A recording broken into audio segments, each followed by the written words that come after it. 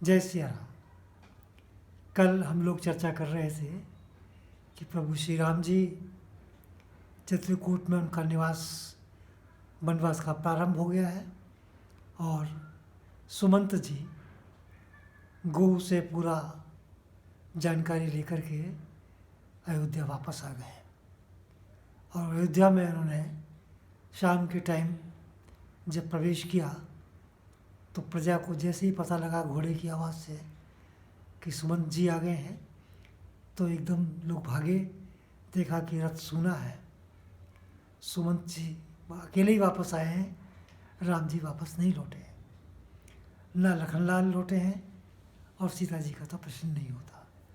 तो वो भीड़ सीधा राजमहल की तरफ उनके साथ साथ चलती रही और जो सुमंत जी का विचार था कि मैं चुपचाप चला जाऊं, वो संभव नहीं हो सका। और जैसे ही वो कौशल्या जी के महल में पहुँचे तो उन्होंने क्या देखा कि महाराज ज़मीन पर लेटे हुए हैं, अस्त व्यस्त उनकी हालत है और उनकी तीनों रानियाँ वहाँ विराजमान हैं। सुमंत जी ने महाराज को नमस्कार किया और नमस्कार करने में अब उन्होंने एक शब्द यूज़ किया है, जय जीव। जय जीव इसलिए कहा है कि जो जीव आपके हृदय में है महाराज, मैं उनको नमन करता हूँ, क्योंकि आप तो सुबुध खोए बैठे हैं। इस पर जब महाराज को पता लगा कि सुमंत आ गए हैं तो महाराज जी बौखला के उठे और उन्होंने ये पूछा कि कहाँ लखन, कहाँ राम, सुमंत कहाँ है, राम कहाँ है। और राम राम की जो उनको रट लगी है, बस फिर तो कुछ कहना ही नहीं, वातावरण एकदम शांत हो गया।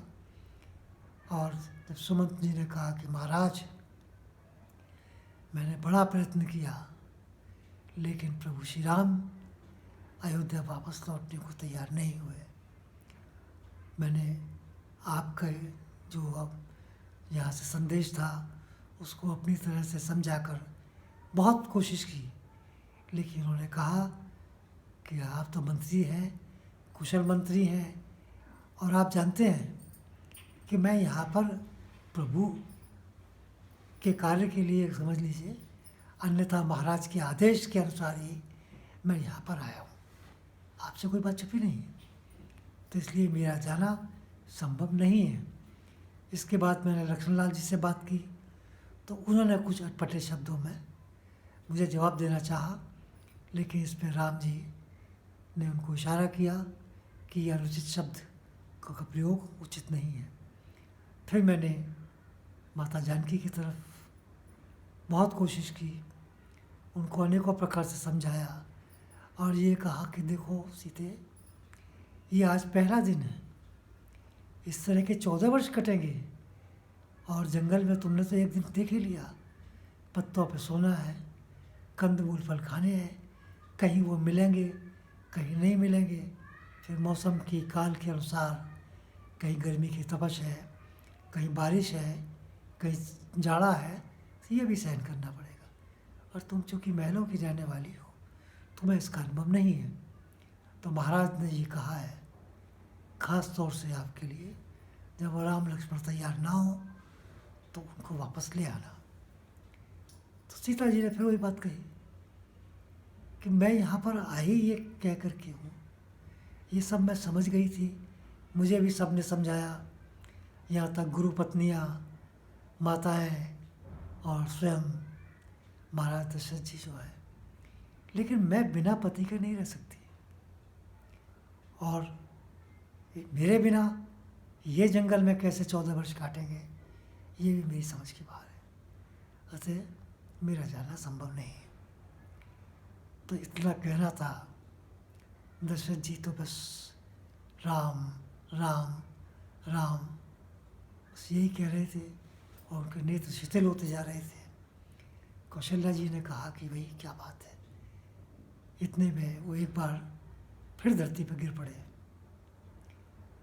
तो ये तो बड़ा संकट का समय था, लेकिन महाराज को कुछ चेत हुआ।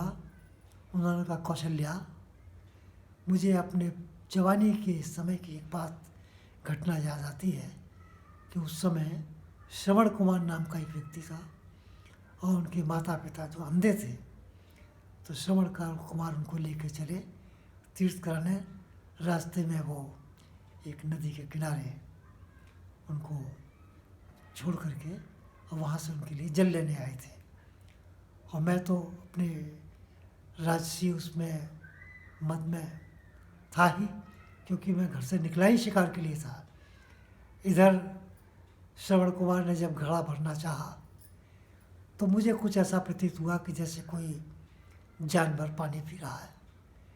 तो बस मेरा क्या था कि मैं उस समय शब्द बाण का बड़ा प्रयोग कर रहा था और उसमें मैं निपुण भी हो गया था।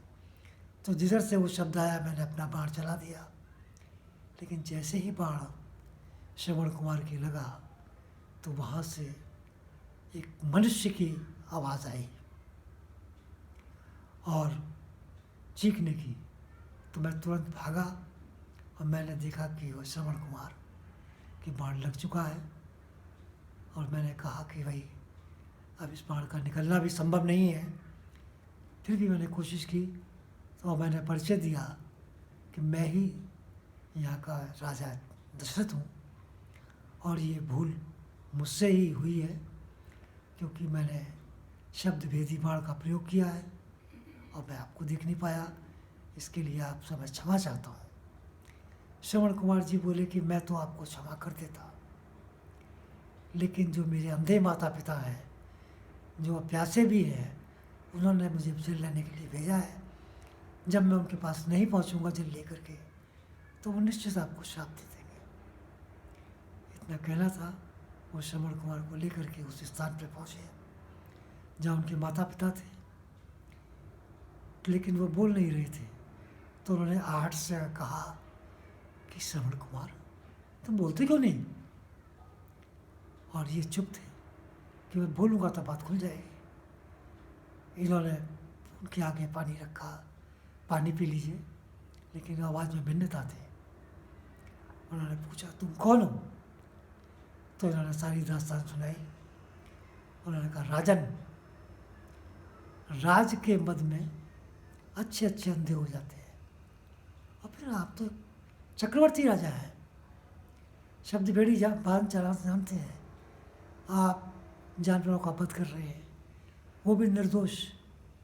और उसके साथ आज तो आपने एक नहीं यहाँ पर 3 लोगों की हत्या की है, क्योंकि श्रवण कुमार के बिना हमारा रहना संभव नहीं है। बस इतना कहना था। ऐसा ही उनको श्राप उनकी माँ ने दिया और दोनों ने कहा कि हम तुम्हें श्राप देते हैं राजन, तुम भी अपने पुत्र के वियोग में इसी प्रकार तड़प तड़प के जान दोगे जिस प्रकार की आज हम दोनों तरस रहे। और इतना कहकर के उन्होंने अपने प्राण त्याग दिए। तो ये घटना जब उन्होंने कौशल्या जी से कहा, कौशल्या मेरी आंखों के सामने अंधेरा आ रहा है, अब मुझे कुछ दिखाई नहीं दे रहा है और मैं प्राण अब चलना चाहते हैं। इतना कहकर के उन्होंने बस मौन हो गए और फिर उनके मुंह से निकला कि राम राम कही राम कही, राम राम कही राम। इस प्रकार करके महाराज दशरथ ने अपना तन वहाँ पर त्याग दिया। तो उनके मुख से अंत समय में 6 बार राम शब्द निकला। ये बड़े सौभाग्यशाली लोगों की बात है कि अंत समय में राम का नाम निकले। ये मोक्ष की निशानी है, ये स्वर्ग जाने की निशानी है। तो ये उनका इस प्रकार दशरथ जी का अंत हुआ। बस फिर तो कोलाहल वहाँ मच गया और वशिष्ठ जी को बुलाया गया। वशिष्ठ जी ने एक तेल कढ़ाव में तेल मंगाया और उसमें उनके शरीर को सुरक्षित रख दिया, ये कह कर के कि अब भरत और शत्रुघ्न जी को उनके मामा के यहाँ से शीघ्र बुलाया जाए, फिर आगे की कार्रवाई सुनिश्चित की जाएगी। तो आज के लिए सिर्फ इतना और आगे की बात मैं फिर आपसे कल करूँगा। इसी के साथ आप सबका हार्दिक धन्यवाद। और मैं आपसे एक बार अनुरोध करना चाहता हूँ कि यदि मेरी आपको ये कथा पसंद आ रही हो तो कृपया आप इसका और लोग भी लाभ लें। ऐसा करने के लिए इसको सब्सक्राइब करें, इसको लाइक करें अपने ग्रुप में अधिक से अधिक लोगों को शेयर करें। इसी के साथ बहुत बहुत धन्यवाद।